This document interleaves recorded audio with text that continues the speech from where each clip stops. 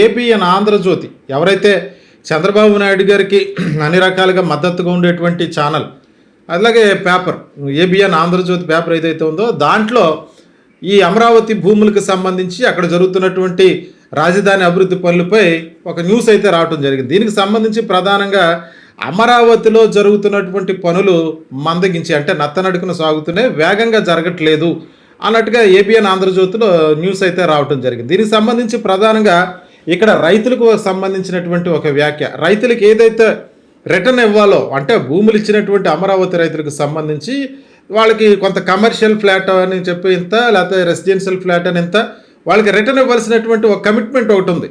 దానికి సంబంధించి ఆ లేఅవుట్లకు సంబంధించినటువంటి పనులు కేవలం 10% పూర్తయ్యాయి అని చెప్పేసి అని అంటున్నారు. అంటే ఇప్పటికి 2 ఏళ్లలో కేవలం 10% పూర్తవడం అంటే ఇంకా 3 సంవత్సరాల టైం ఉంది, 3 సంవత్సరాల కాల వ్యవధి ఉంది. ఈ 3 సంవత్సరాల్లో ఇంకొక 10%, 20% అనుకున్నా సరే కంప్లీట్ అయ్యే పరిస్థితి లేదు, కనీసం 50% కూడా అవ్వలేనటువంటి పరిస్థితి.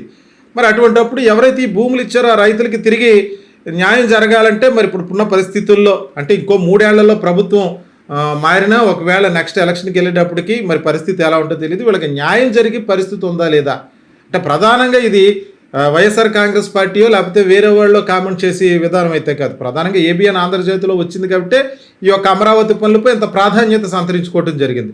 ఇక్కడ మరో ముఖ్యమైన అంశం ఏంటంటే రోడ్లు, అలాగే ఏదైతే ఈ మౌలిక వసతులు ఉన్నాయో వీటికి సంబంధించి కూడా పనులు నత్తనడుకుని సాగుతున్నాయి, స్పీడ్గా జరగట్లేదు. అంటే అనుకున్న లక్ష్యం కంటే కూడా స్పీడ్గా జరగట్లేదు అనేటువంటి కామెంట్ ఒకటి ఏబిఎన్ ఆంధ్రజ్యోతిలో రావడం జరిగింది. అంటే ఇంకో 3 సంవత్సరాల పరిస్థితి ఎలా ఉంటుందో తెలియదు.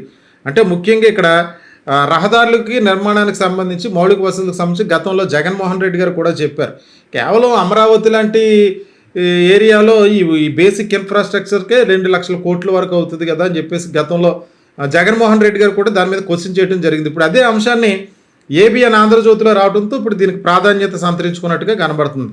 అంటే ఇక్కడ చూస్తే అంటే 2014 నుంచి 2019 వరకు కూడా, అప్పుడు కూడా ఈ రాష్ట్రంలో చంద్రబాబు నాయుడు ముఖ్యమంత్రిగా ఉన్నారు. విభజన ఆంధ్రప్రదేశ్కి మొట్టమొదటి ముఖ్యమంత్రి చంద్రబాబు నాయుడు గారు. ఇప్పుడు మధ్యలో ఒక 5 సంవత్సరాలు జగన్మోహన్ రెడ్డి గారు పరిపాలించారు, 2019 నుంచి 2024 వరకు. మళ్ళీ ఇప్పుడు చంద్రబాబు నాయుడు గారు వచ్చారంటే ఈ 11 సంవత్సరాల్లో కూడా, అంటే ఇప్పుడు ఏదైతే 2014 నుంచి 2020 వరకు ఈ 12 సంవత్సరాలు 11 సంవత్సరాల కాలంలో మొత్తం చేరుకోవాల్సిన లక్షణం ఎంత ఉంటే 32% రీచ్ అవ్వాలి రాజధాని పనులకు సంబంధించి. కానీ ఇక్కడ కేవలం 13.85% రీచ్ అవటం అంటే మరి భవిష్యత్తులో మరి ఇంకా పనులు ఇంకా చాలా పనులు ఉన్నాయి. దానికి సంబంధించి ఒక డ్రీమ్ ప్రాజెక్టుగా డిజైన్ చేశారు, సింగపూర్ తరహాలో ఒక డ్రీమ్ ప్రాజెక్టుగా అమరావతి అన్నది చాలా కళాత్మకమైనటువంటి సిటీగా రూపొందించినటువంటి పరిస్థితి. ఎక్కడ ఫొటోస్ చూసినా చంద్రబాబు నాయుడు యొక్క విజనరీ విధానం అంతా చూస్తే అక్కడ బుద్ధుడు బొమ్మ కావచ్చు, అక్కడ ఉన్నటువంటి లొకేషన్ అంతా కూడా ఒక సింగపూర్ని తలపించే విధంగా అమరావతిని తీర్చిదిద్దుతారన్నటువంటి ఒక నమ్మకం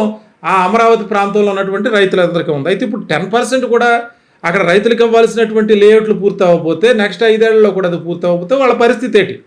ఇప్పుడు దీనికి సంబంధించి అదనంగా ఇంకొక 16,626 ఎకరాలు భూసేకరణ చేయాలని చెప్పేసి అనుకుంటే అక్కడ ఉన్నటువంటి ఒక 7 గ్రామాలకు సంబంధించి కేవలం 4,000 ఎకరాల వరకే లభించాయి. అంటే ఈ 2వ దశ భూసేకరణ అన్నది కూడా మధ్యలోనే బ్రేక్ పడిందని చెప్పుకోవచ్చు. అంటే రైతులకి నమ్మకం కలగట్లేదా? అంటే భూములు ఇస్తే రేపు ప్రొద్దుట మళ్ళీ తిరిగి వారికి న్యాయం జరుగుతుందన్న నమ్మకం వాళ్ళకి కలగట్లేదా ఏంటన్నది ప్రధానంగా ఇక్కడైతే అర్థం కానటువంటి ప్రశ్న. అందుకనే 2వ దశ భూమి సేకరణకు సంబంధించినటువంటి పనులు కూడా మందకొడిగా సాగుతున్నాయని కూడా చెప్పుకోవచ్చు. ఇంకొక అంశం ఏంటంటే ఇక్కడ ప్రధానంగా ఈ మొత్తం ఇప్పుడు 50,000 కోట్ల వరకు ఇప్పుడు వరకు రాజధాని ఖర్చు చేయడం జరిగింది. ఈ 50,000 కోట్లు ఖర్చు చేసినటువంటి విధానంలో ఎంతవరకు అయింది? 13.85% మాత్రమే పనులు అయ్యాయి. ఈ మొత్తం పనులకి ఇంకా ఎంతకాలం కావాలి? ఈ 3 సంవత్సరాల్లో రాజధాని కట్టే పరిస్థితి ఉందా? వాస్తవానికి చూసుకున్నట్లయితే మధ్యలో ఉన్నటువంటి 5 సంవత్సరాలు తీసివేస్తే 15 ఏళ్ల కాలంలో 10 సంవత్సరాలు చంద్రబాబు నాయుడు గారి చేతుల మీదుగానే జరిగినట్టు. ఈ 10 ఏళ్లలో కనీసం రాజధాని నిర్మించుకోవడానికి కూడా బేసిక్ ఇన్ఫ్రాస్ట్రక్చర్కి కూడా ఇంత వ్యయమయ్యే పరిస్థితి ఉంటే రేపు ప్రొద్దుట అక్కడ ఎయిర్పోర్ట్లు కావాల్సి వచ్చినా, రైల్వే స్టేషన్లు కావాల్సి వచ్చినా, ఏదన్నా వేరే సోర్సెస్ ఏదైనా సరే, అంటే ప్రధానంగా ఇక్కడ చెప్పేది ఏంటంటే లోకల్గా ఉన్నటువంటి 3 సిటీలని ఇక్కడ జగన్మోహన్ రెడ్డి గారు ప్రధానంగా సూచించినటువంటిది మావిగన్ అనే పేరుతో మచిలీపట్నం, విజయవాడ, అలాగే గుంటూరు, ఈ 3 ఈ కారిడార్ని మనం డెవలప్ చేసుకున్నట్లయితే రాజధానికి ఈజీగా ఉంటుందని చెప్పి జగన్మోహన్ రెడ్డి చెప్పినటువంటి ప్రతిపాదన.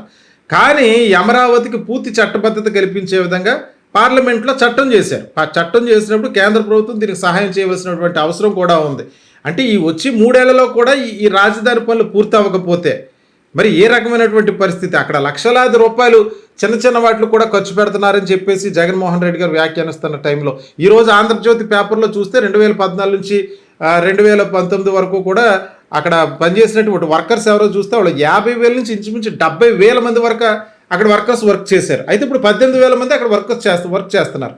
అంటే వర్కర్స్లో కూడా అంటే 50,000 ఎక్కడ 70,000, ఇప్పుడు 18,000 మంది. అంటే ఎందువల్ల రాజధాని పనులు పూర్తవలేని పరిస్థితి? అంటే ఇన్కమ్ సోర్సెస్ గురించి చెప్పుకుంటే సంపద సృష్టించి రాజధాని నిర్మిస్తామని చెప్పారు. 25% సంపద ఎక్కడి నుంచో సృష్టిస్తామని చెప్పారు.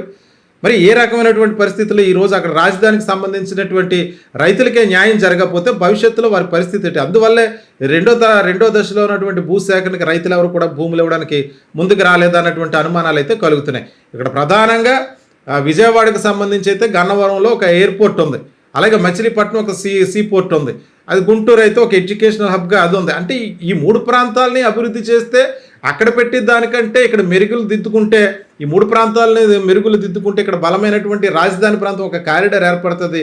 ఈ రకమైనటువంటి ఆలోచన చేయండి అన్న కాడి నుంచి కూడా జగన్మోహన్ రెడ్డి గారిని వ్యక్తిగతంగా మావిగన్ అన్న పేరు వచ్చిన కాడి నుంచి కూడా ఆ పేరు ఎత్తడానికి కూడా కూటమి పార్టీలో భాగస్వామిగా ఉన్నటువంటి నేతలు కానీ ఎవరు కూడా ఆ పేరు పలకడానికి కూడా మాకు ఇష్టం లేదన్నట్టుగా చూస్తున్నారు. మరి ఇప్పుడు రాజధాని పరిస్థితి ఏంటి?